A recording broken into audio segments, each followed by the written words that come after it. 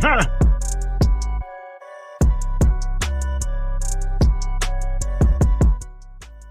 What's up, Cowboy Nation, Cowboy Headquarters, and America's team? It's your guy G, the number one Cowboy fan in Hampton, coming at you live, direct, and correct with some more news. That's right, I said more news that you can use. And here we are on What's Up Wednesday. Give it up. I know you guys are expecting, wait a minute, what happened to the live session? But yeah, yeah. There's been a change of plans. And I know it's not looking good. It's not looking good whatsoever for our Dallas Mavericks, but they do play tonight. So I had to change it up a little bit. So I'm giving you this news that you can use right now. So again, here we are with the Dallas Cowboys fans and your guy G, the number one Cowboy fan, have to come at you live, direct, and correct with more news. Let's go. All right, Dallas Cowboy fans, I know y'all was expecting something, tonight, but again, here we are. We are here with the Cowboy Huddle podcast tonight. Well, not tonight. It's actually daytime because, here I am. I'm putting this on early, but again, guys, listen, we got some things to talk about tonight. Again, the reason we're doing this recording is due to the fact that we have the championship game going on tonight, and we're down 0-2, so we definitely need this tonight. So we made it a recording, but again, I want to say thank you to all those that are subscribers and followers of this channel. Again, what I always say, we are not where we are today, or we are not who we are without your support. So thank you. Yeah. So also, again, I want to also take out the time to also make sure that you guys stop by and visit our website. And I have to show this because if I don't, I get in trouble. Yeah, here, when you get a chance, stop by our website, online website. It's the Cowboy Huddle Podcast Apparel at www.cowboyhuddleapparel.com. So when you get a chance, go by there and stop by. We have all kinds of things, not only what you see here, but we have tumblers, we have throw blankets, we have sneakers. That's what I said. We have sneakers, we have sports bras, we have tights, we have a lot of things going on. Signature brands, all the good stuff for you and your family. So let's give it up. Yeah, so here we are, man. On What's Up Wednesday, I want to say thank you once again. But I want to get right on into this, and I need to talk about this. So it's been told, if you guys hadn't heard, it's been reported that the Cowboys host Chiefs ex free agent workout for DeAndre. His name is DeAndre. Where's his name, man? Good grief, Baker. So it come to find out that they're giving him a workout. He is a cornerback. Baker was selected number 30 overall in 2019 in NFL draft by the New York Giants. Despite being a day one pick, Baker time in New York lasted just a season. Come to find out that he was released due to a 2020 charge of armed robbery, which was later dropped. So it says that Baker would spend the next season with Kansas City Chiefs as he played in 8 games before suffering a season-ending injury. However, he would end up being released in 2022. So now here's the latest. Then just this past spring, Baker signed with the UFL DC for the Defenders, where he was named the All UFL team for his performance this season. So let's give it up. Again, I keep telling y'all, we got a direct feeding system to the UFL. If you guys are not aware, Daryl Moose Johnson is the executive vice president over there. So this is also where we picked up Cavante Turpin and Brandon Aubrey. So we got a direct connect with UFL. So this is what's going on right now, and this is who we are hosting right now as far as a workout. So DeAndre Baker is in the house for workout, and we'll see how that go. I mean, it does seem that we are a little thin at the cornerback. We talk about Nation Wright, we talk about Memorial, whatever his name, I can't think of his name, but They're thinking about moving him back with Deron Bland and trade Diggs. And so yeah, this is a possibility that they could bring him in to see where he stands and uh, what what he looks like. So again, let's give it up for DeAndre Baker. Next in news, come to find out, here he is, our guy, Eric Kendricks, which is a linebacker. Basically, it's told that that he's a 10-year vet. I didn't know this, but so this is what I want to report. So it says the 32-year-old rejected a contract offer with the 49ers. I didn't know that. That's something I just learned. Said that he rejected the contract with the 49ers to join Zimmer in Dallas. Said he always appreciates Zim, just the amount of defense I've learned when I was underneath him. The way I watch films, the way we break down things, and to install a lot of things I learned from Zim, and we had some good years, and I can't wait to continue that. So yeah, so Eric Kendrick turned down a contract with the 49ers to be with Zim. So that says a lot if you ask me. Um and it says a lot, knowing that this guy Mike Zimmer means a lot to him. Now I want to share something when we talk about this Mike Zimmer guy. And I know you guys probably are saying, well, wait a minute, who is this guy? So I want to share this and look, inside scoop on Mike Zimmer. Okay, so let me see. I guess you guys can see that. Let me turn this other stuff down here. But let me say this here. This is not, again, this is not Mike Zimmer. I mean, this is not Dan Quinn. Okay, I just want you to understand this. This is not Dan Quinn that we're dealing with here. But I want you guys to listen how Mike Zimmer runs his defense. Now, it might be a shock and surprise to some of y'all, but if you don't know Mike Zimmer, well, you're getting ready to find out now. So let's take a listen of how he coaches up his defense. And that's about a 2-minute video, but check this out. So since we talk about Mike Zimmer and Eric Kendricks and why he likes Mike Zimmer, so here we go. Let's check this out. Damn it, that's horse shit. If we get a press G, you get your fucking ass outside and get it contained. Okay? I told you this fucking quarterback runs. Keep him in the fucking pocket. You got me? You better quit bullshitting around. I'm not having this bullshit. Better get your minds right, or I'll get them right for you. Come on, dude. That's Mike What's Zimmer. going on? Not much. But you got to appreciate that. What do you like? What are your goals and aspirations in football or after football? I don't have no aspiration as of now. Right now, I'm focused on football. Okay. And what is your goal in football? Right now, to try to embrace this backup role, and when I come into the game, make sure there's no difference from when Gino leaves the game from when I come in. You should have higher expectations than that. I don't want you to think of yourself as a backup. Mm-hmm. I want you to think of myself. Hey, I'm a starting defensive tackle. Right now, I happen to be playing behind one of the best guys in the NFL. But there's no reason why you can't be a dominant defensive lineman if you pick up your intensity level. I think you're a tough guy, but I don't think you play like a tough guy.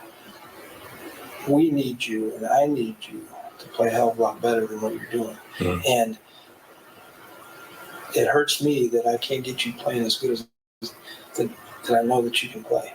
I don't want you to wash out. I don't want you to end up getting cut. I don't want you to end up going to some other team. And I don't want you 5 years from now saying, what the heck happened? Mm-hmm. I had way too much things going for me.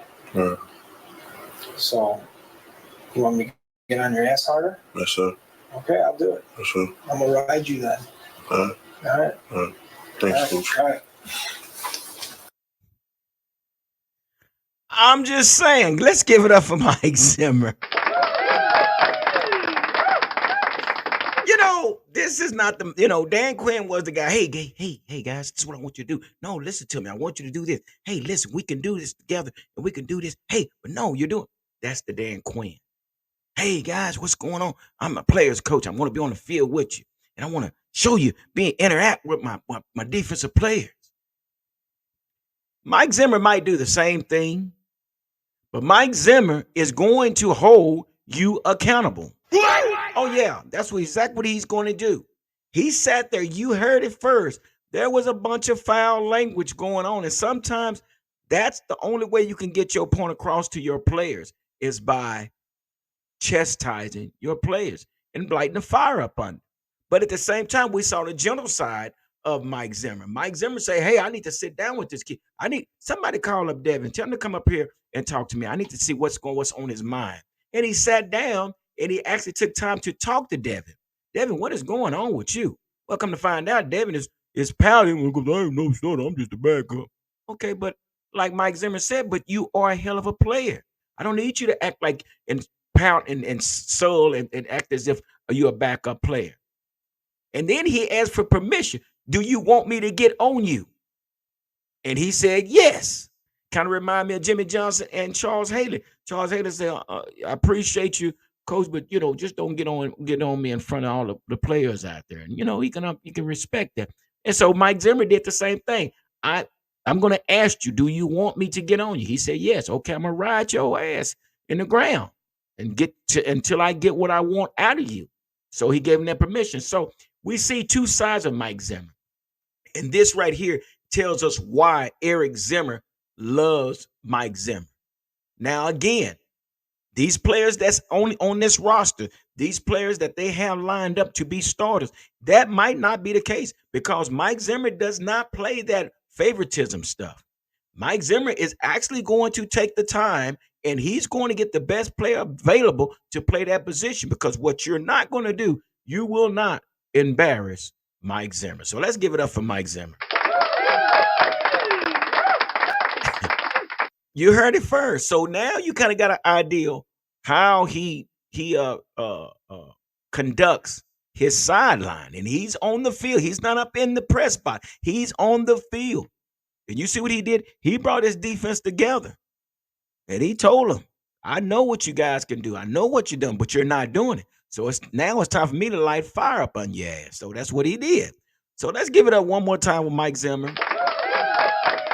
And that's what you can expect on the sideline. So when you see somebody on the defensive side of the ball doing something stupid or not doing what they're supposed to do, this is what you might hear on the sideline. So, yeah, so I can see why Eric Kendricks likes to play up under Mike Zimmer. So I guess a player can appreciate that. And that's the thing, I think, with Mike McCarthy and Dan Quinn, there's nobody, even Jason Garrett. These guys did not hold anybody responsible. They did not hold anybody responsible. It was more like, okay, we messed up. Let's the clapping coach, which was Jason Garrett, and Mike McCarthy is basically he's not going to point the finger. He's going to. But again, okay, let's move on. Let's put it behind us. No, you're going to be held accountable because of your lack of production or your lack of stupidity or whatever it is that you know and you're costing the team.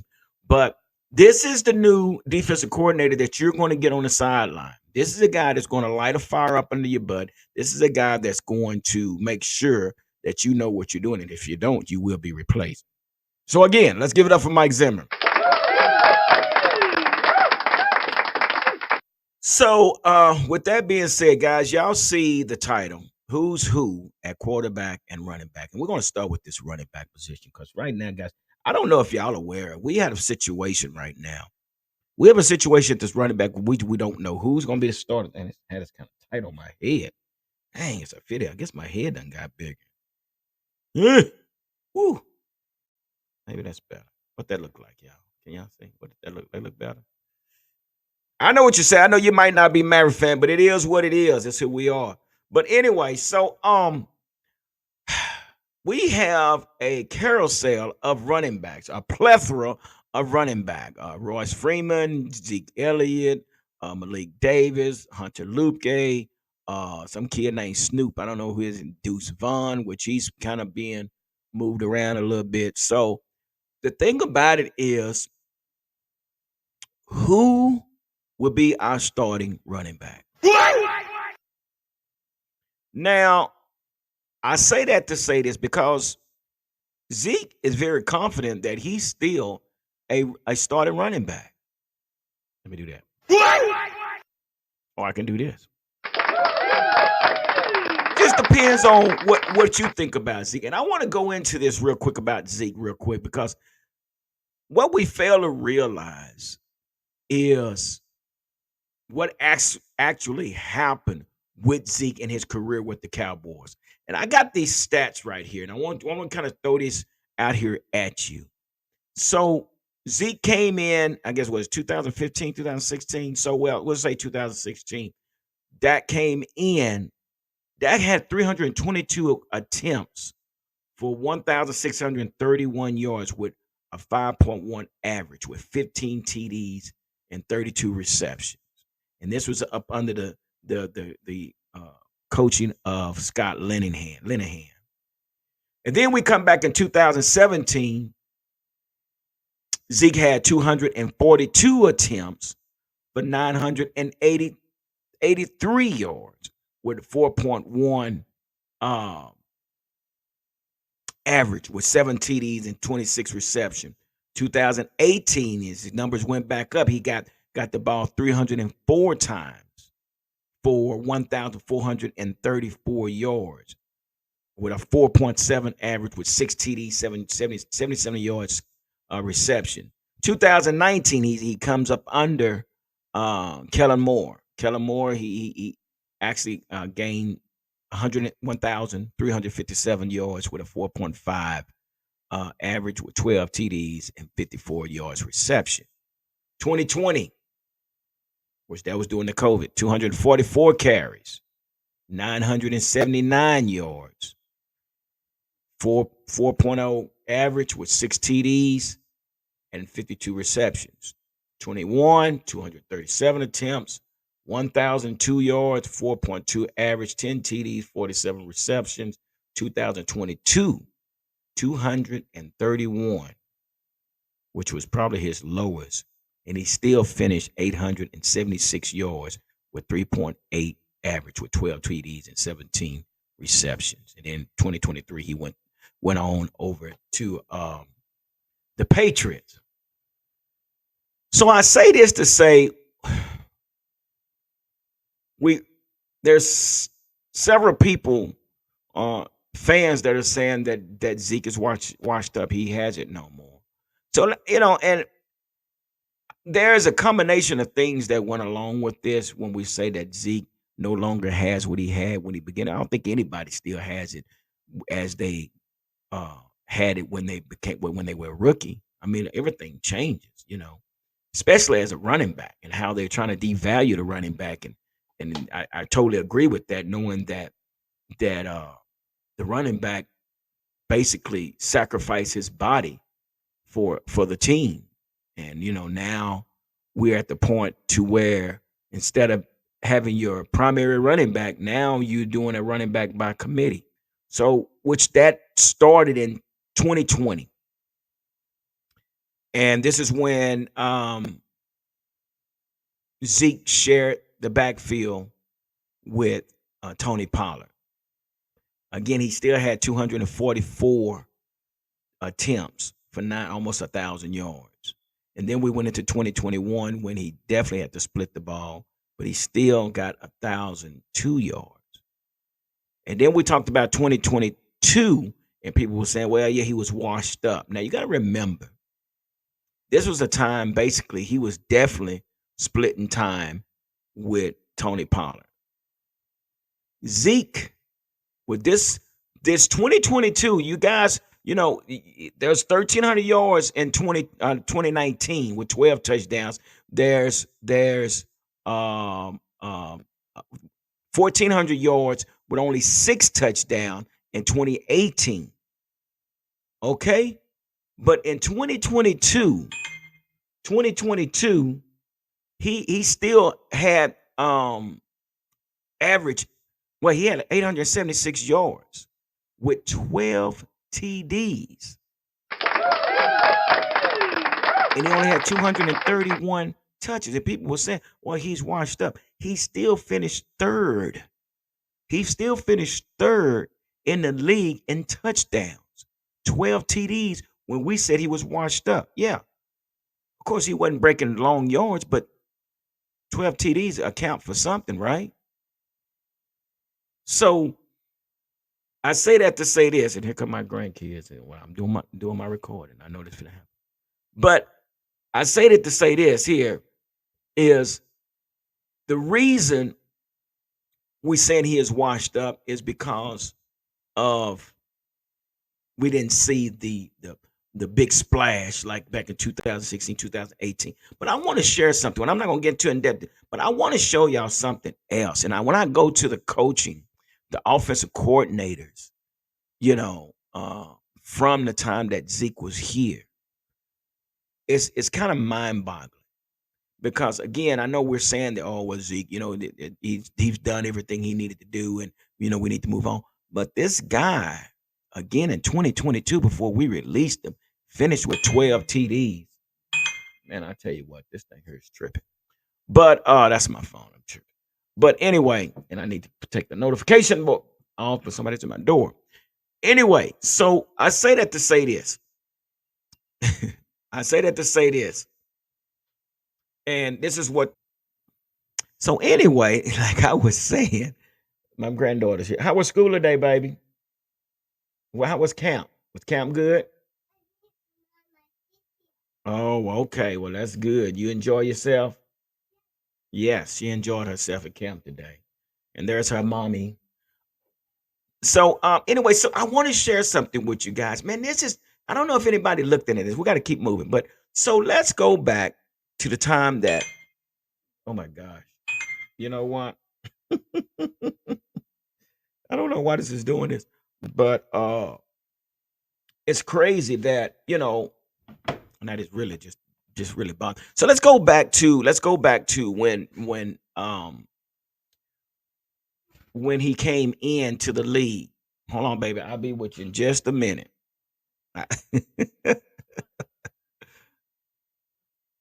There she goes.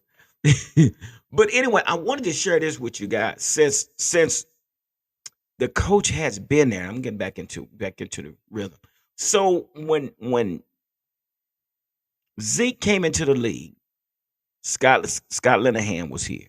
Scott Linehan coached from 2015 to 2018, made the playoff 2 times, 2016 and 2018. And he had a 1-2 record. 1-2 record in playoff games. Then we look at 2019 to 2022, which was offensive coordinator Kellen Moore. Kellen Moore had a 1-2 record in the playoff game. Then we got to Brian Schottenheimer in 2023, which he's had a 12-5 record, but he had a 0-1 record in the playoff games. And I went back to look at all these coaches, man. Let me go back. So before Scott Linehan, there was Bill Callahan. Bill Callahan had a 1-1 record in playoff games. Jason Garrett from 2007 to 2010. That's great. Well, as far as offensive coordinator, not head coach, but 2007 to 2009, Jason Garrett was 1-2 in playoff games. Then we go back to Maurice Carthon, 0-1, and this was in 2003 in playoff games. Then we go back to Bruce Coslett, which finished 5-11, he was the coach in 2002, and he was one of the second least successful offensive coordinators in Cowboys history. Jack Riley, which he was the offensive coordinator 2000 to 2001, making him the unsuccessful offensive coordinator. Ernie Zampese. It wasn't until Norv Turner back in the 91 and 93 season, in which we all know the results of that time of year when we had Norv Turner, that we won Super Bowls, right? But again, I said I went through all that to say, a lot of that has to do with our offense and where we are with our offense. It's our coordinators. It's been our coordinators. All these guys are basically under 500 when it comes to their play calling. Now, with that being said, I go to Mike McCarthy. And I always said, before we hired Mike McCarthy, I said Mike McCarthy would probably be the best hire for us as a head coach and offensive coordinator. Now, when I go back to Mike McCarthy's win-loss percentage, his highest percentage was 938, which was back in 2011. Now, he has a 688, 625. In 2009, he was 688. 2007, he was 813. So he had, and then when for the last 3 years he been with us, he has a 706 percentage win loss. So the thing about this here is, we look at this and he probably is the best fit. He's probably the best fit for our offense. But again, we have to get better. Is that a good word? Or we have to start producing in the playoff, I guess I could say that, in order to be better than what we were before. 3-12-5 records are great, but it means nothing when you're going home first round. It means nothing. And again, Mike McCarthy was one I felt that he would be one that could probably change this offense around. Now, my biggest gripe with Mike McCarthy was basically you didn't run the ball as you said you would. You didn't give Tony Pollard the help that he needed with a fullback. Your running game was just as stagnant as Kellen Moore. So again, what happened? Who knows? But when you mix in this running back carousel that we have going on and the coaching of the offensive coordinators that we have, there has to be some type of balance. There has to be a balance somewhere to where we can get over the hump. Our playoff appearances is trash. Totally trash. Like Bubba Dub would say, straight trash. So how do we make that better? We bring in offensive coordinators that know the game. Now, again, we'll have to see what Mike McCarthy does. And which that leads us to our next topic. Let me see if I bring this next topic. So here we are going into the 24-25 season. And we're talking about the offensive coordinators. We're talking about our offense. And we're talking about, as the title say, who's who at quarterback and who, at running back. So with that being said, we have to understand, and it's just a question to be asked, but this is where we are.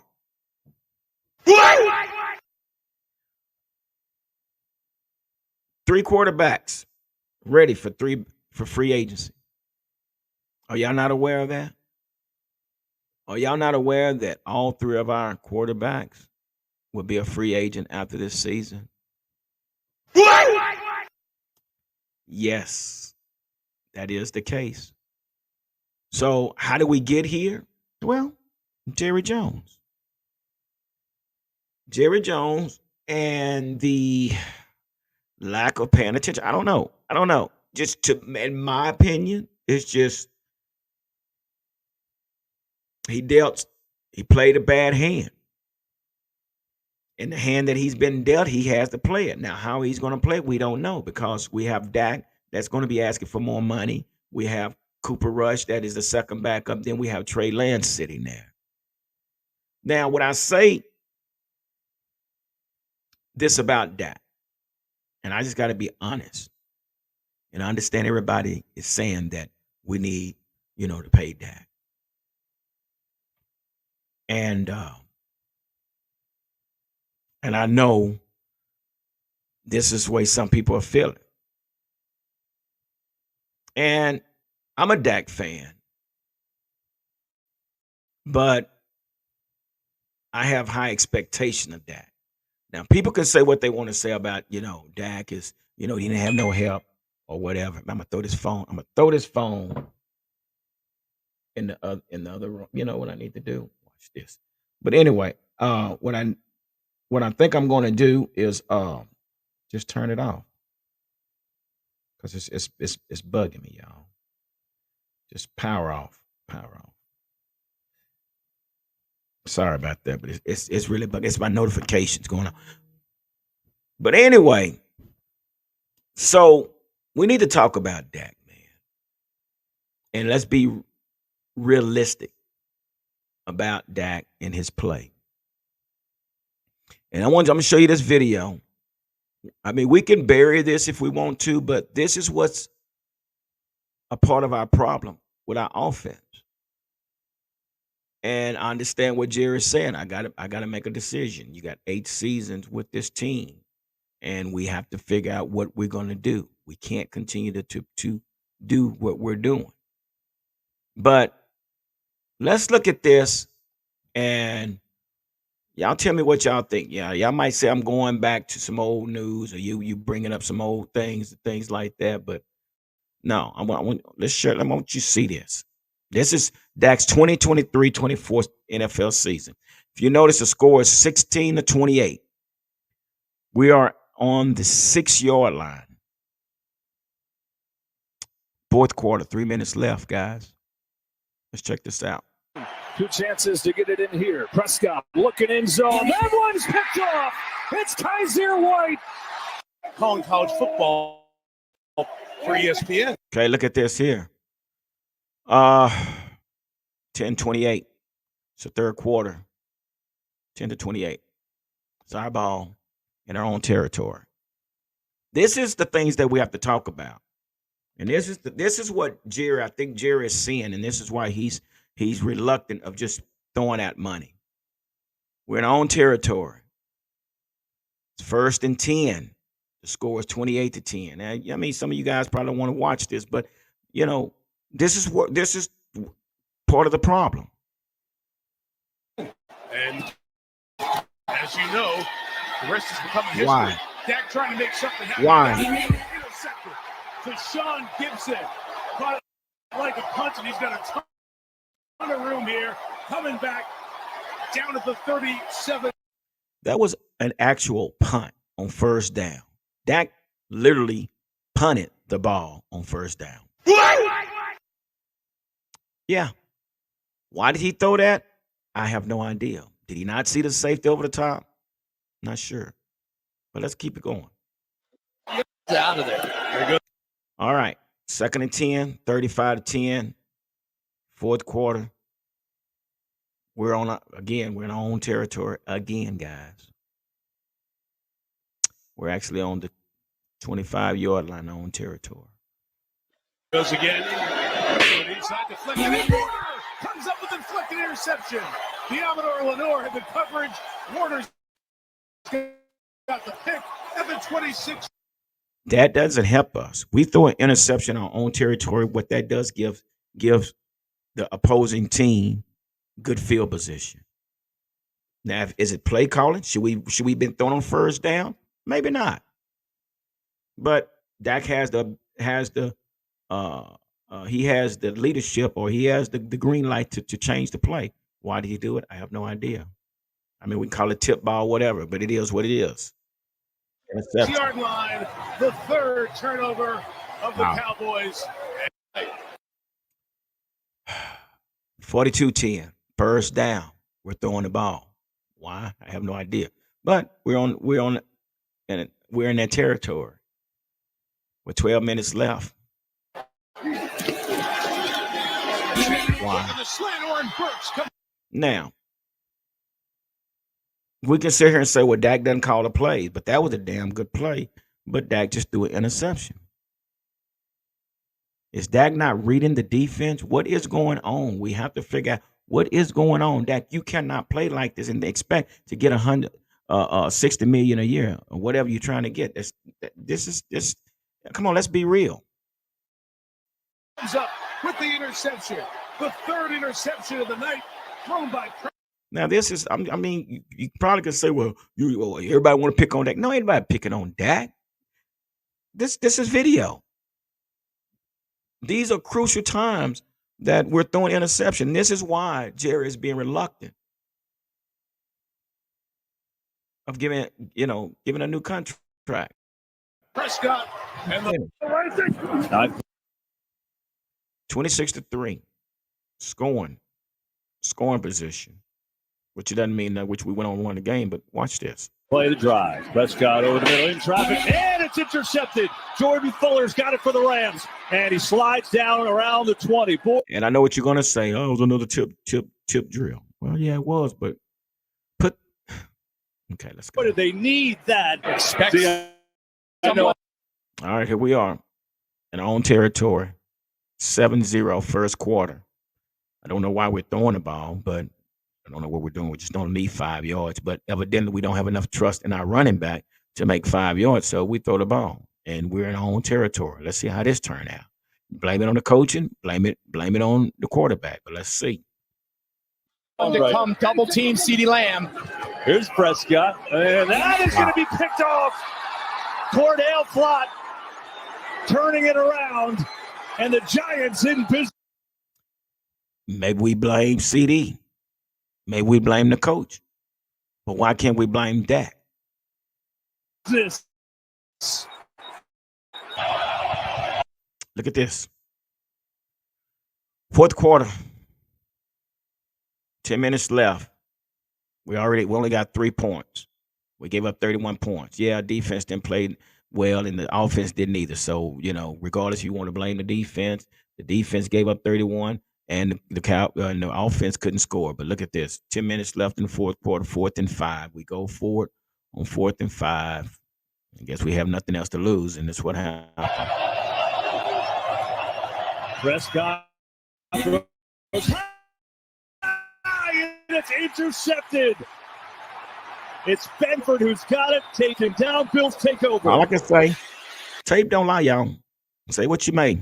Here we go. And he's intercepted by Melifonwu. The early takeaway by the Lions. And that's when it was at 3-0 in the first quarter. Things like this can cost a team. Now we just put this team in a good field position to go up probably 10-0. On defense and back to. All right, 7-7. We're in their territory. Look like we're going in a good scoring position to drive the ball. See what happens. Second down, chip to the air, and that is intercepted. And I think it's Martin again. I mean, who do you blame the tip ball? Oh, that's not Dak's fault. Maybe not. But it still ends up an interception. All right, here we go. Green Bay. Woo. First quarter, 7-0. 3rd and 5 in our own territory. Again, evidently, we do not trust our running back that we have to pass. We don't trust our running back to where he can run for 5 yards. So we have to pass on 3rd and 5. So let's check this out. 3rd and 5. 4-man rush. Prescott fires for Cooks, and it's intercepted. Jair Alexander, he's got it up on his feet, racing to the end zone, and he's in. It actually leads to a touchdown. We got problems, folks. Okay, here we are, 20-0. 2 minutes left in the second quarter. We're actually in their territory, scoring position, at least for a field goal. So we're good enough for a field goal, maybe. We run the ball for 2 yards. All we have to do is run the ball for 2 yards for a first down, second down.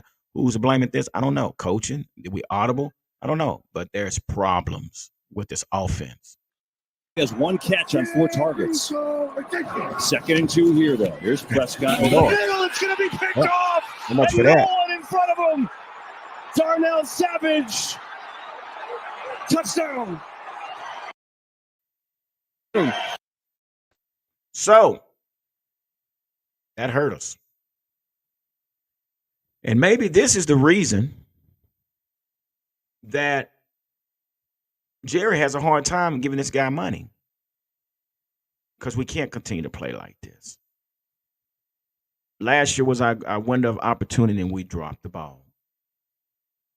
Now, what this season holds, I have no idea. But the tape does not lie. So here we are with 3 quarterbacks that could be testing the free agent market. Now, we have Trey Lance, and I understand people saying, well, Trey Lance is not ready.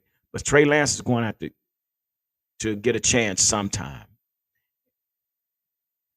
So the question is, do you take your chance with Trey, even though he doesn't have the experience?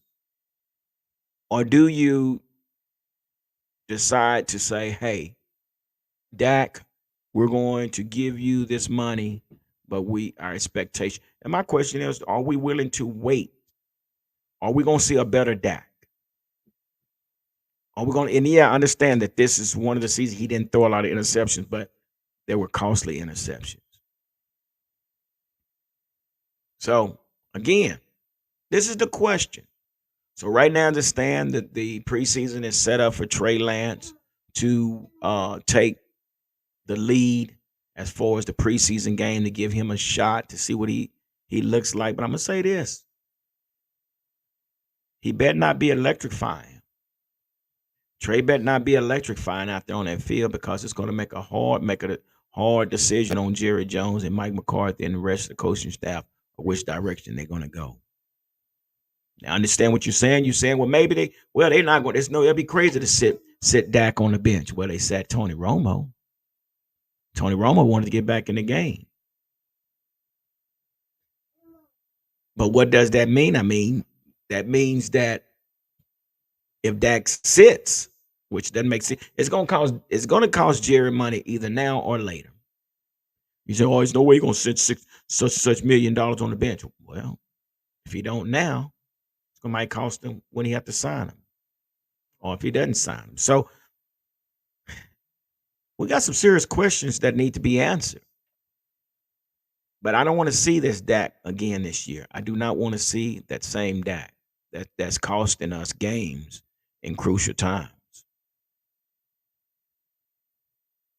I'm kind of excited to see what Trey Lance bring to the table. I've been riding with Dak for 8 seasons now. But we'll see. But anyway, guys, thank y'all for stopping through, man, and hanging out with me, and doing what y'all always do. Again, this is recorded and it's not live due to the fact that we do have our Mavericks playing tonight, and that's the reason that I had to go this route. But I did want to bring y'all some content, so that's what's going on.